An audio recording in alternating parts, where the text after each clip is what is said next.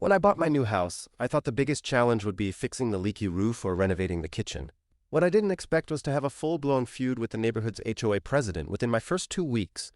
Her name was Cynthia, though the whole street whispered Queen C behind her back. She wore oversized sunglasses like armor and carried a clipboard as if it were a scepter. From what I heard, she ran the HOA like a dictatorship. People got fined for leaving a garden gnome out overnight or hanging laundry in the backyard. I figured I'd stay off her radar. That illusion didn't last long. It started when I installed a tall black iron gate across my driveway. I wanted privacy, and I had the permits to do it. The morning after it went up, Cynthia marched right up my drive, heels clicking like gunfire. "Excuse me," she snapped, pounding on the gate. "This gate is not HOA approved."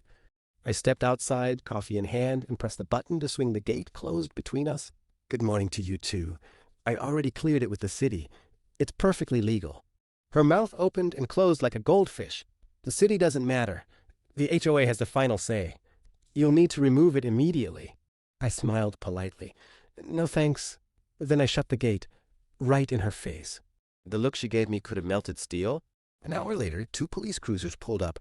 I was out front loading tools into my truck when the officers approached.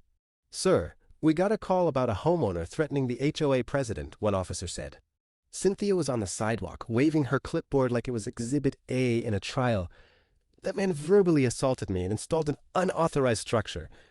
You need to cite him immediately." The officers looked at me, then at the gate. "Do you have permits?" I handed over the paperwork I'd prepared. The younger cop scanned it, nodded, and handed it back. "Looks legit. Nothing illegal here." Cynthia's face turned crimson. "You don't understand.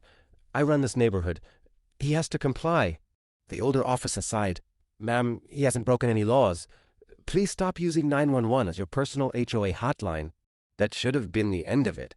But Cynthia wasn't just persistent, she was relentless. Over the next week, she left 3 violation notices taped to my gate. Each one was more dramatic than the last. Immediate removal required. Final warning: legal action pending. I laughed at them, tossed them in the trash, and went about my day. Because here's the twist.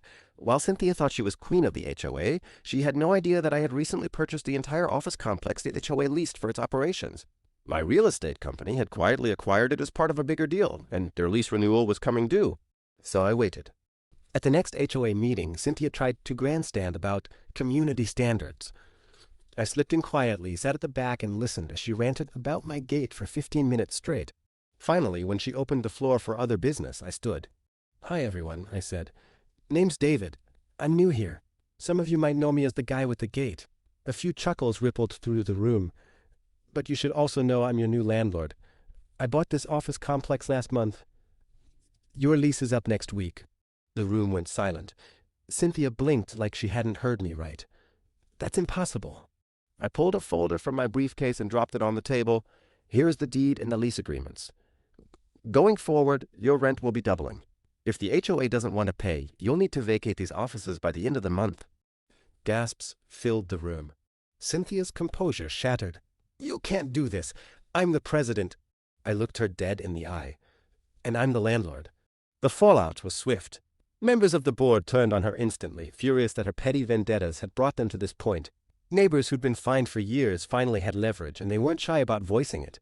By the end of the night, a motion to remove Cynthia as president was on the table.